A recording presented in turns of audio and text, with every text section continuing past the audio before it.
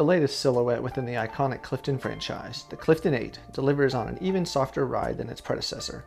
Building on the geometries that made the Clifton a gateway for first-time Hoka wearers, the Clifton 8 is reinterpreted with a new ultralight midsole foam that virtually disappears underfoot. 15% lighter than the previous iteration, this next-gen design is crafted with a breathable mesh upper, ultra plush tongue, and refined pull tab. Equipped with Hoka's extended crash pad at the heel and increased rubber coverage for durability, the Clifton 8 is the ultimate everyday trainer.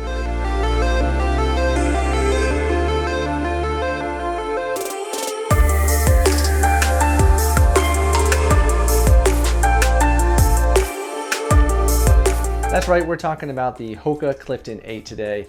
This is the ultimate everyday trainer. It's what Hoka says, but it's pretty true. This shoe can do just about anything.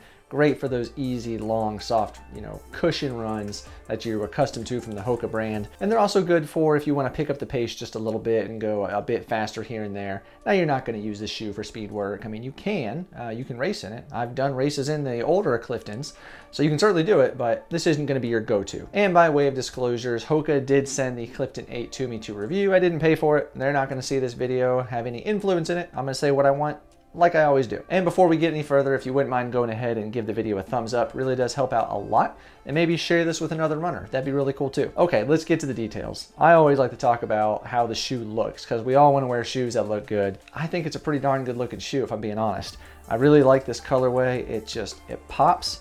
It's bright. I like shoes that are bright on the feet. I want to be flashy. I don't have the speed, so I need this flash. All right, first let's go over some of the stats of the Hoka Clifton 8. It is a neutral daily trainer. It does have a little bit of flex to it, so it's not going to be stiff underfoot. Let's throw it on the scale. This is a men's size 11, weighs in at 9.7 ounces. Now this does have 50 miles of use in it, so I don't know, that shouldn't really affect the weight too much. Coming in at 276 grams. For you folks across the pond. And Hoka claims that the weight is actually 15% lighter with the Clifton 8 versus the Clifton 7. I did not run in the Clifton 7. I stopped at the Clifton 5, so I don't have experience with that, but that's pretty good savings right there to have a new iteration be lighter than the previous is. That's awesome job, Hoka. Way to go. And the Hoka Clifton 8 comes in with a 5mm drop, 29mm in the rear, 24mm in the front for the men, and 26 in the rear, 21 in the front for the women for that same 5mm drop. And the Clifton 8 fits true to size for me, size 11. Just like all my other Hokas, no issues there, fits just fine. And now moving on to the upper and the fit of the Hoka Clifton 8. It is a 100% vegan materials for the upper. It is a breathable mesh upper with a ultra plush tongue, which has been really nice. Coming from some of the newer Hokas out there, like the Bondi X, the Zenal, the Rincon 3, they have a much thinner tongue. This one is much more plush, comfortable, and it stays put. It doesn't slide down in the shoe, and it actually allows you to tighten those laces down really good, get a good heel lock, especially with the heel collar. It just really gives you a great lockdown. And the tongue is gusset, it stays put, it's not going to slide around on you, which is really nice. The heel collar is plenty padded, nice and comfortable, and it has what they call the refined heel pull tab right here. That's what this little flare is in the back. Some people have said they don't like that because they feel that it rubs their Achilles. Me personally, I didn't have any issue with that in the shoe. I thought it fit just fine. Didn't have any discomfort at all, so no issues there for me. And the lacing system is really nice as well. It has the nice flat laces. They stay tied. They don't come untied at all, which has been great. You can get that good lockdown like I mentioned. But if for some reason you can't, it does have the extra eyelet at the top, so you can do the runner's knot and really cinch it down tight, get a really good secure lock. And Hoka does say this is a very breathable mesh upper. I put it to the test. Right now it's winter. It's not very hot outside, so you can't really test naturally in the environment. So I did the Trail Sage tissue test. Let's take a look. You can see when I turn the hair dryer on to low, the tissue goes up just a little bit. But when I turn the hair dryer on to the high setting, it really raises up quite a bit. You can really see that this is quite a breathable upper. It lets a lot of airflow through, which is great.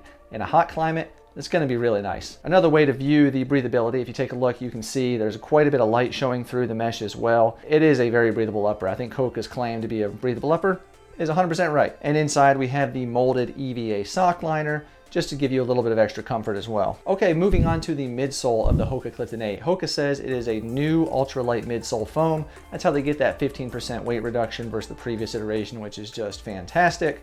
And it feels great underfoot. You really get that signature Hoka cushion under your foot. It just feels fantastic. I found when testing these that if I wanted to go out for just an easy run, recovery run, it just felt great underfoot. It's nice.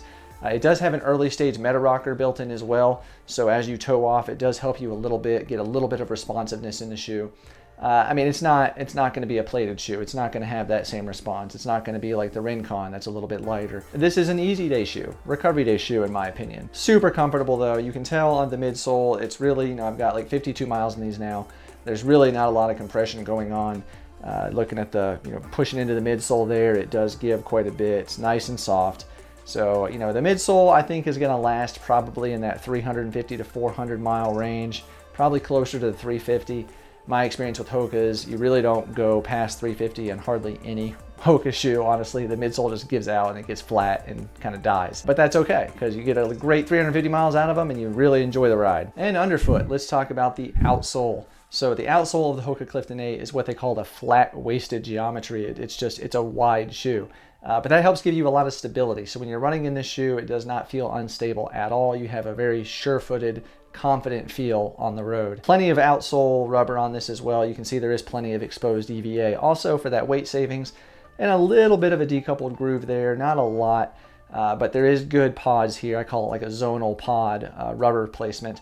And it's really going to help you increase that durability of the shoe. So I think this outsole is probably going to last 400 miles plus, but the midsole is what's going to give out before that, in my opinion. Traction is not going to be an issue either with these. I've run in the rain with these. I haven't taken it in the snow yet, but in the rain, no issue. Plenty of protection, plenty of traction, no worries there. So this is a shoe you can take out in any environment, I believe. With that breathability on the upper, I'll be curious to see how it does in really cold temperatures. You might need to bundle up some socks, but the outsole is not going to be an issue at all. Also, the outsole, we do have a little bit of a toe bumper in the front. This kind of curves up here, really going to help protect your toes should you smack a curb or, you take these off trail at all, which, you could do that on a really hard packed trail with, probably no issue. But this is going to help protect your toes just a little bit. Okay, let's talk about price. The Hoka Clifton 8 comes in at 140 bucks. It's average, honestly. I would prefer to see the Clifton 8 come in at like, 130, just because the durability, midsole is probably going to give out after a little while. Like I mentioned, maybe that 350 mile-ish, 400 miles on the high end.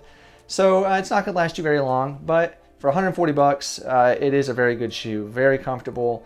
It's going to be great on those long, easy runs. If you're going to do a long, slow distance, an LSD run, this is going to be a great shoe for that. And if you need to pick up a little bit, your pace, you can certainly do that. Like I mentioned, I ran in the Clifton 3 for a number of years, and I did a couple of half marathons in those, some 5Ks, 10Ks. I mean, I'm not like elite speed, but, I was okay back then. And yeah, the Clifton did just fine. So you can certainly race in them if you want to. So they have a wide variety of uses, absolutely. All right, well, thank you for watching. That's going to do it for the Hoka Clifton 8.